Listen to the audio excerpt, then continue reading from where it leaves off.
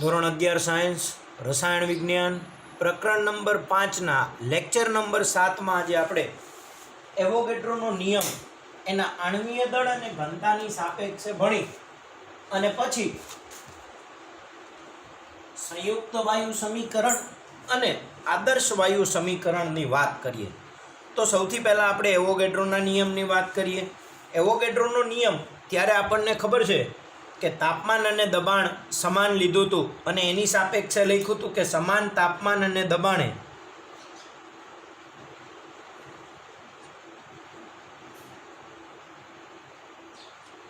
સમાન તાપમાન અને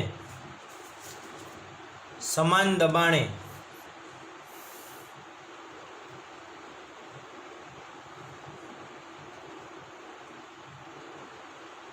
એટલે તાપમાન અને દબાણ અચળ થઈ ગયું ત્યારે વાયુનું કદ તેના અણુની સંખ્યા પર આધાર રાખે છે.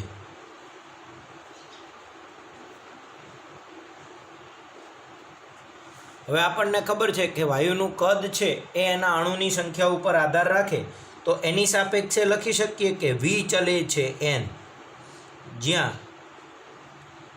એન એ વાયુના મોલ છે અને વી એ વાયુનું કદ છે. હવે આમાં લખીએ તો ટી અને પી અચળ હોય, કારણ કે તાપમાન અને દબાણ આપણે સમાન લઈ લીધું એટલે એમાં ફેરફાર કરવાનો નથી. તો હવે વાયુના મોલ બરાબર ખબર છે આપણને વજનના છેદમાં આણ્વીય દળ. મોલ માટે હવે વાયુના મોલ બરાબર આપણને ખબર છે કે દળના છેદમાં આણ્વીય દળ. તો વાયુનું દળ છેદમાં વાયુનું આણ્વીય દળ. હવે ખાલી દળ હોય તો એને આપણે સ્મોલ એમથી દર્શાવીએ છીએ અને આણ્વીય દળ હોય તો કેપિટલ એમથી દર્શાવીએ. એટલે વાયુના મોલ સ્મોલ એમના છેદમાં કેપિટલ એમ દર્શાવાય એટલે એન બરાબર એમના છેદમાં એમ થાય. હવે આની અંદર જો પ્રપોઝનાલિટી કાઢીએ તો અચળાંક મૂકવો પડે એટલે વી ચલે છે સ્મોલ એમના છેદમાં કેપિટલ એમ દર્શાવાય. એટલે કે વી બરાબર કે ઇન્ટુ સ્મોલ એમના છેદમાં કેપિટલ એમ. હવે આપણે ઘનતા જોતી છે તો ઘનતા બરાબર આપણને ખબર છે દળના છેદમાં કદ. તો આ દળ આવ્યું ના કદ આવ્યું, આને આમ લઈ જાઓ આને આમ લઈ જાઓ તો એના ઉપરથી દર્શાવી શકાય કે કેપિટલ એમ બરાબર કે ઇન્ટુ સ્મોલ એમના છેદમાં સ્મોલ વી. હવે એમના છેદમાં વી બરાબર ઘનતા લખાય. હવે ઘનતા ડી બરાબર વાયુનું દળ સ્મોલ એમ છેદમાં ઘનતા બરાબર આપણને ખબર છે હંમેશા દળના છેદમાં કદ લઈએ તો એમના છેદમાં વી બરાબર ડી મૂકતા તો લખાય એમ બરાબર કે ઇન્ટુ ડી. એટલે કે એમ ચલે છે ડી. તો એમ ચલે છે ડી ઉપરથી આપણે એવોગેડ્રોનો નિયમ તારવી શકીએ કે તાપમાન અને દબાણ સમાન હોય ત્યારે વાયુની ઘનતા એના આણ્વીય દળના સમપ્રમાણમાં હોય છે. તો આપણે દર્શાવી શકીએ કે અચળ તાપમાને અને દબાણે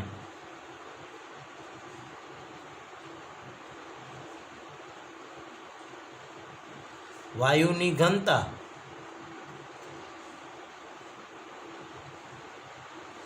તેના આણ્વીય દળના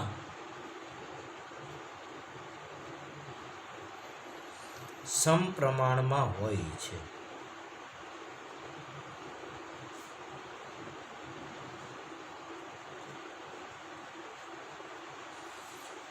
જો તાપમાન અને દબાણ બે અચળ રાખીએ એટલે ટી અને પી અચળ હોય ત્યારે વાયુની ઘનતા ડી એના આણ્વીય દળ કેપિટલ એમના સમપ્રમાણમાં હોય છે. આ વસ્તુ પણ આપણે એવોગેડ્રોના નિયમથી જ તારવી શકીએ છીએ. વળી પાછી આપણે એક સંયુક્ત વાયુ સમીકરણની વાત કરીએ તો બોયલ, ચાર્લ્સ, ગેલ્યુસેક અને એવોગેડ્રોના નિયમ પરથી આપણે વાયુની આદર્શ વાયુ સમીકરણની વાત કરી શકીએ. પણ હું તમને આદર્શ વાયુ પહેલાં સંયુક્ત વાયુ સમીકરણ શીખવાડું.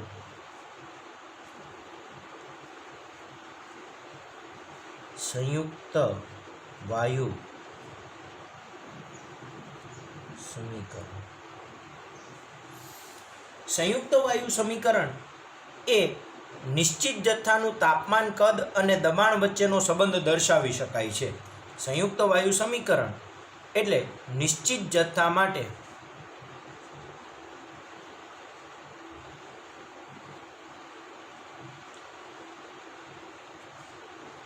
તાપમાન, કદ અને દબાણનો સંબંધ દર્શાવે છે. નિશ્ચિત જથ્થા માટે તાપમાન, કદ અને દબાણનો સંબંધ દર્શાવતું આ સમીકરણને આપણે સંયુક્ત વાયુ સમીકરણ કહીએ છીએ. હવે માનો કે આપણે બોયલ અને ચાર્લ્સના નિયમને ભેગો કરીએ તો આપણને ખબર છે બોયલનો નિયમ અચળ તાપમાને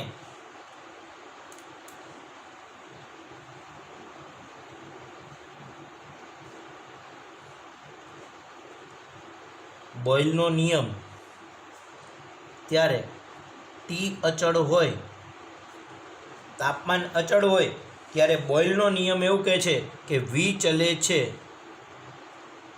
1/p. એટલે વાયુનું કદ એના દબાણના વ્યસ્ત પ્રમાણમાં હોય છે. દબાણ વધે તો કદ ઘટે ને દબાણ ઘટે તો કદ વધે. આમાં એન પણ અચળ હોય છે. જથ્થો એ અચળ હોય એટલે એન અને વી અચળ લઈ શકાય. પછી ચાર્લ્સનો નિયમ.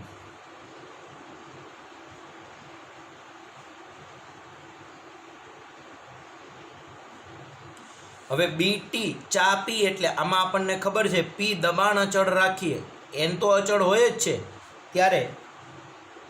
જ્યારે ચાર્લ્સના નિયમની વાત કરીએ કે દબાણ અચળ છે ત્યારે કદ એના તાપમાનના સમપ્રમાણમાં હોય છે એટલે વી ચલે છે ટી. અને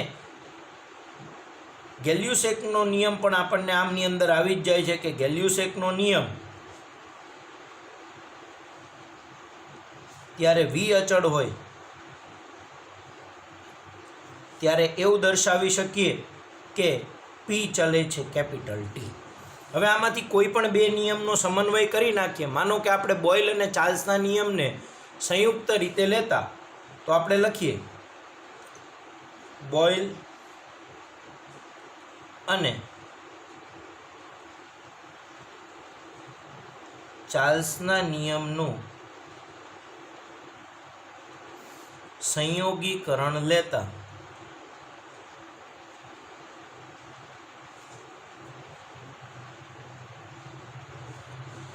બોયલ અને ચાર્લ્સના નિયમનું જો આપણે સંયોગીકરણ કરીએ તો બોયલનો નિયમ છે વી ચલે છે 1/p ને ચાર્લ્સનો નિયમ છે વી ચલે છે ટી. તો સંયોગીકરણ કરતાં આપણે એવું લખી શકાય કે વી ચલે છે ટીના છેદમાં પી. તમે જો બોયલનો નિયમ છે વી ચલે છે 1/p અને ચાર્લ્સનો નિયમ છે વી ચલે છે ટી. તો આપણે દર્શાવ્યું વી ચલે છે ટીના છેદમાં પી. તો એના ઉપરથી આપણે આને આમ લઈ જઈએ તો એવું લખાય કે પીવી ચલે છે ટી.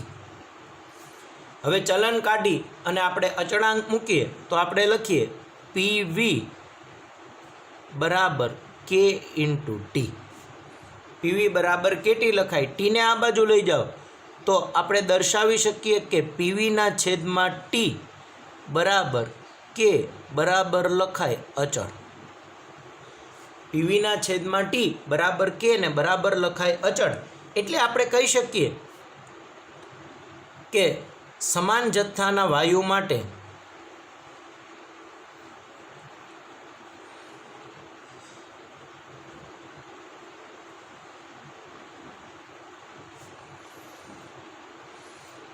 સમાન જથ્થાના વાયુ માટે એક અવસ્થામાં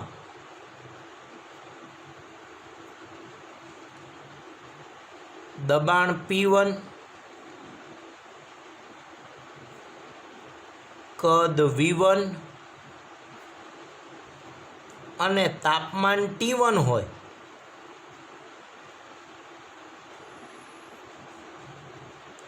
તથા બીજી અવસ્થા માટે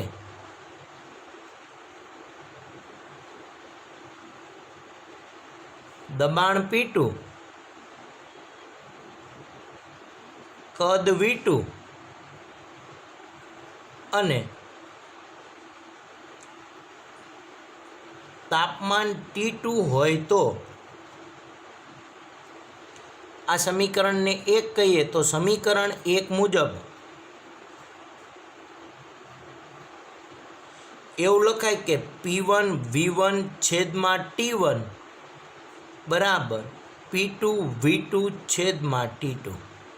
માનો કે આપણને ત્રણેય અવસ્થા બદલાય છે, ખાસ ધ્યાન રાખીએ. P1 V1 છેદમાં T1 બરાબર P2 V2 ના છેદમાં T2. અને આ સમીકરણને સંયુક્ત વાયુ સમીકરણ તરીકે ઓળખવામાં આવે છે. આ સમીકરણ છે એને સંયુક્ત વાયુ સમીકરણ કહે છે.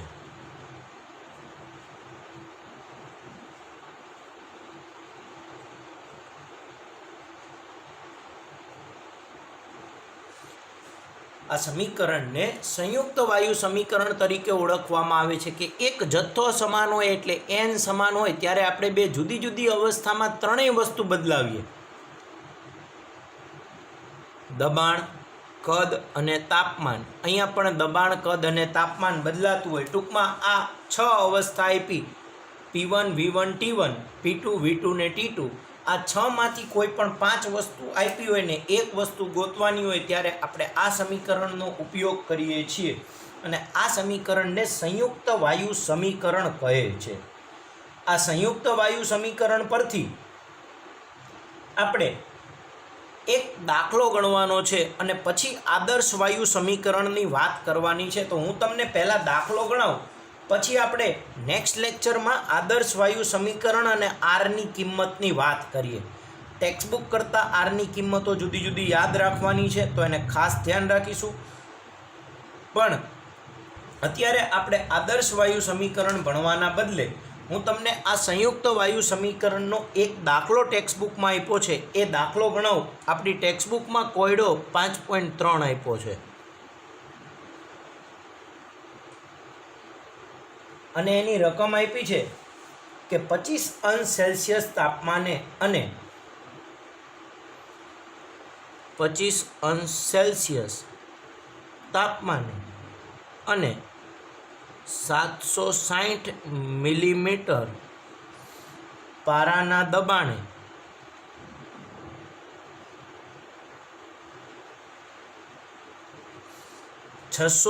વાયુ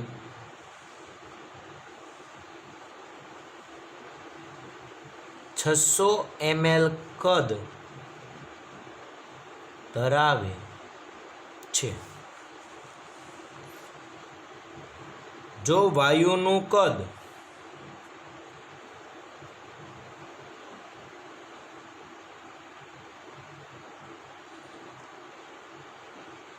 640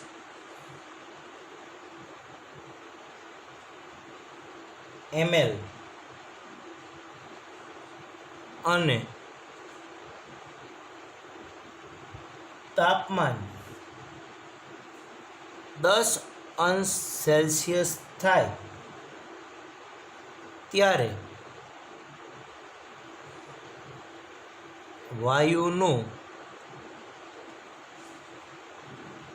દબાણ કેટલું હશે?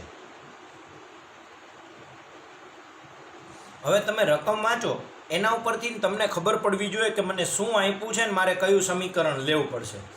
તો અહીંયા જો પહેલી અવસ્થામાં તાપમાન આપ્યું ભાઈ 25°C, 760 મિલીમીટર પારાનું દબાણ એટલે આ દબાણ આપ્યું 760. ત્યારે વાયુ કદ 600 ml ધરાવે એટલે આ કદ V આપ્યું આ ટી આપ્યું, આ પી આપ્યું ને આ વી આપ્યું. હવે શું કીધું કે વાયુનું કદ 640 ml થાય, એટલે પહેલાં કરતાં કદ બદલાણું. તો આ કદને V1 કહી તો આ કદ V2 થઈ ગયું. તાપમાન 10 અંશ સેલ્સિયસ, પહેલાં 25 અંશ હતું, તો આના કરતાં તાપમાન એ બદલાણું, ત્યારે વાયુનું દબાણ કેટલું હશે? તો P1, V1 અને T1 આપ્યું છે, P2 ગોતવાનું છે, V2 અને T2 આપ્યું છે, તો એના ઉપરથી આપણે દાખલો ગણવાનો થાય. પણ તાપમાન અહીંયા આપણને સેલ્સિયસ માપક્રમમાં આપ્યા છે, પણ આપણે ગણતરી કરતી વખતે તાપમાનને કેલ્વિન માપક્રમમાં ફેરવવા પડે. તો તમને કેલ્વિન માપક્રમમાં તાપમાન ફેરવતા બધાને આવડે જ છે કે કેલ્વિન બરાબર અંશ સેલ્સિયસ વત્તા 273 લખાય. તો આપણે પહેલી અવસ્થા અને બીજી અવસ્થા માટે દર્શાવીએ અને લખીએ કે માનો કે અવસ્થા 1 લખીએ.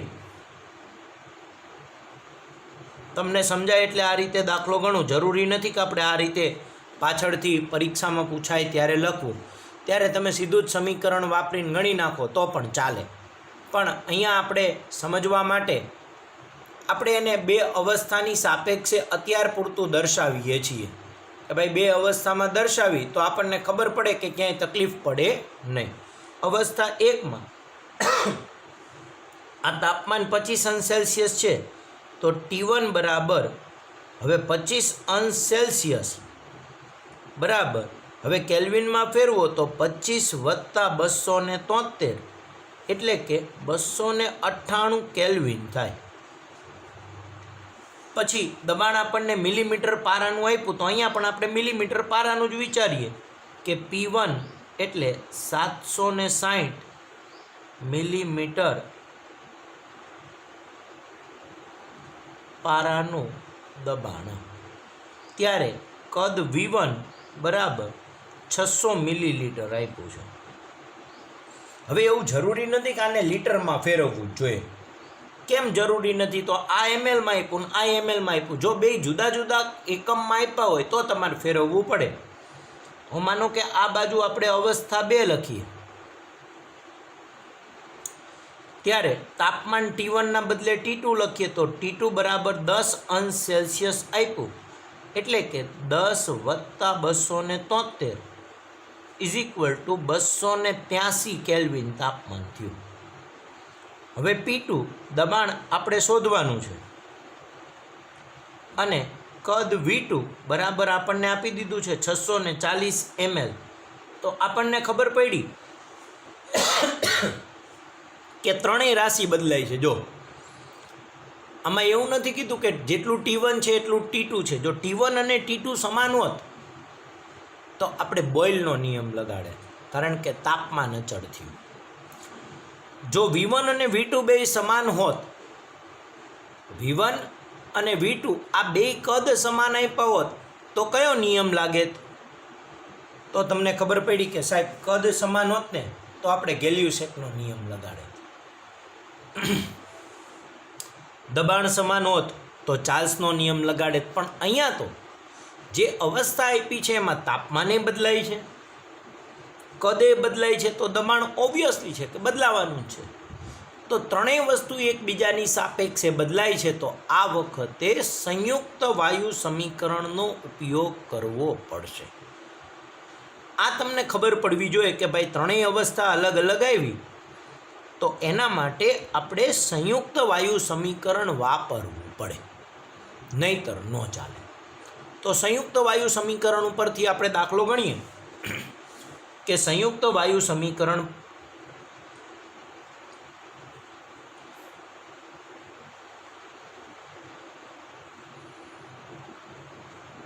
પ્રમાણે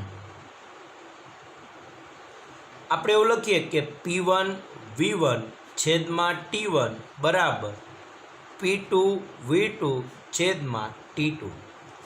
હવે આવું લખ્યા પછી હંમેશા તમારે જેને કરતા બનાવવાનો છે એને કરતા બનાવી નાખો. P2 ગોતવાનું છે તો P2 ને કરતા બનાવી નાખો કે P2 બરાબર P1 V1 ઇન્ટુ T2, અને આમ લઈ જાઓ છેદમાં V2 ઇન્ટુ T1, એટલે P1 V1 T2.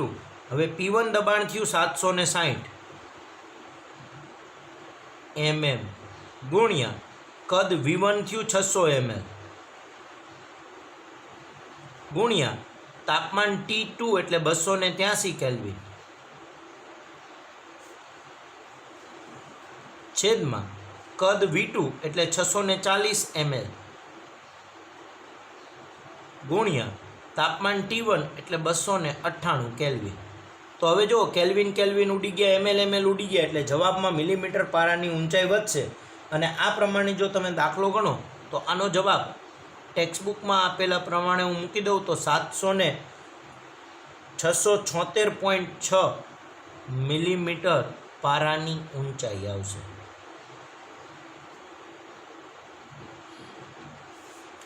તો આ રીતે તમે દાખલો ગણી શકો છો. હવે તમને બધાને ખબર છે કે એસટીપી એટલે પ્રમાણિત તાપમાન અને પ્રમાણિત દબાણની વાત કરી હતી.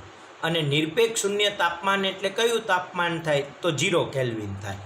ઓકે, ચલો, તમને એ બધું યાદ હશે જ. હવે હું તમને એક દાખલો બીજો ઘરેથી ગણવા માટે આપું છું. અને આપણે એવું લખીએ કે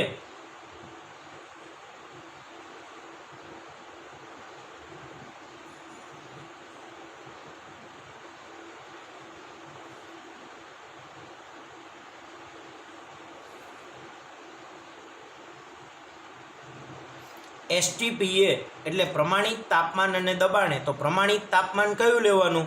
તો 273 કેલ્વિન. અને દબાણ કયું લેવાનું? તો 1 બાર. એસટીપીએ વાયુ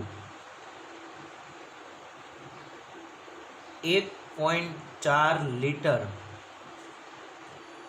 કદ ધરાવે છે. જો તાપમાન 40 અંશ સેલ્સિયસ કરવામાં આવે અને દબાણ 0.7 બાર કરતા વાયુ કેટલું કદ ધરાવશે? તો જો આવો પ્રશ્ન તમને પૂછાય તો તમને આવો પ્રશ્નનો જવાબ આવડવો જોઈએ. જો કે તમને બધાને આવડશે જ જવાબ, કારણ કે તમને ખબર પડે જ છે કે આમાં શું કહેવા માંગે છે. જો ન ખબર પડે તો અહીંયા ધ્યાન રાખીએ, હું તમને સમજાવું છું. તમને પહેલા માટે એવું કીધું કે એસટીપી એ વાયુ 1.4 લીટર કદ ધરાવે છે. તો આ કદ V બરાબર થઈ ગયું 1.4 લીટર. હવે એસટીપી એટલે તમારે ટી અને પી લેવાનું. આ પહેલી અવસ્થા થઈ ગઈ. પછી બીજી અવસ્થામાં તાપમાન ટી આપણને આપ્યું 40 અંશ સેલ્સિયસ. 40 અંશ સેલ્સિયસ એટલે 40 વત્તા તમે 273 કરશો એટલે તમને કેલ્વિનમાં જવાબ મળી જશે. દબાણ 0.5 એટલે પી 0.7 બાર કરવાની વાત છે. તો આપણે કદ V શોધવાનું છે. તો તમને એક ખબર પડી કે આ અવસ્થા 1 છે અને આ અવસ્થા 2 છે. તો આને 2 થી દર્શાવીએ એટલે V2, T2 અને P2 મૂકી દીધા. હવે સમીકરણ મેળવવા માટે પહેલી અવસ્થા માટે 1 1 1 મૂકીએ તો V1, T1 અને P1 થયું. V1, T1 અને P1 થયું. આ V1 કદ મળ્યું. હવે T1 અને P1 આપણને ચોખ્ખું આપ્યું નથી, પણ એના માટે આપણને આપ્યું છે એસટીપી. તો તમારે એસટીપી એ તાપમાન અને દબાણ વિચારવું પડે. તો કદાચ તમને બધાને લાસ્ટ લેક્ચર 100% યાદ હશે. તમને બધાને લાસ્ટ લેક્ચરમાં 100% યાદ હશે કે એસટીપી એટલે શું કહેવાય. તો એસટીપીને આપણે પ્રમાણિત તાપમાન અને દબાણ કીધું હતું, ત્યારે તાપમાન કેટલા કેલ્વિન લીધું હતું? વેરી ગુડ, 273.15 કેલ્વિનને આપણે ગણતરી માટે એને 273 કેલ્વિન લઈએ. અને દબાણ આપણે 1 બાર લીધું હતું. તો હવે તમે સંયુક્ત વાયુ સમીકરણ મૂકી દો કે P1 V1 છેદમાં T1 બરાબર P2 V2 છેદમાં T2 V2 ગોતવાનું. એટલે P1V1T2 છેદમાં P2T1 અને કરીને V2 ને કરતા બનાવી નાખો, બધી જ કિંમતો મૂકી દો એટલે તમને વાયુનું કદ મળી જાય છે. તો આવો દાખલો તમે જાતે પણ 1-2 બનાવીને ગણી શકો છો. તો મેં આ એક દાખલો આપ્યો, આવા તમારે 1-2 દાખલા જાતે ગણવાના છે. આવા 1-2 દાખલા તમારે જાતે ગણવાના થાય છે. તો ખાસ ધ્યાન રાખીએ આપણે કે સંયુક્ત વાયુ સમીકરણ ઉપરથી દાખલા પૂછાય તો કઈ રીતે ગણવા. ફરીથી આજે શું ભણ્યા? તો એવોગેડ્રોનો નિયમ, આણ્વીય દળ અને ઘનતાની સાપેક્ષે. પછી આપણે સંયુક્ત વાયુ સમીકરણ મેળવ્યું અને સંયુક્ત વાયુ સમીકરણના દાખલા ગણ્યા. હવે આપણે નેક્સ્ટ લેક્ચરમાં આદર્શ વાયુ સમીકરણ અને વાયુ અચળાંક આરની કિંમતોનો અભ્યાસ કરીશું, જે આપણા માટે મોસ્ટ આઈએમપી છે અને હર હંમેશ આપણે આરની કિંમતોને યાદ રાખીશું. તો આરની કિંમતો ભણી અને ડાલ્ટનનો આંશિક દબાણનો નિયમ ભણીએ એટલે આ ચેપ્ટરના આ પોર્શનમાં ઘણો બધો ભાગ આવી ગયો.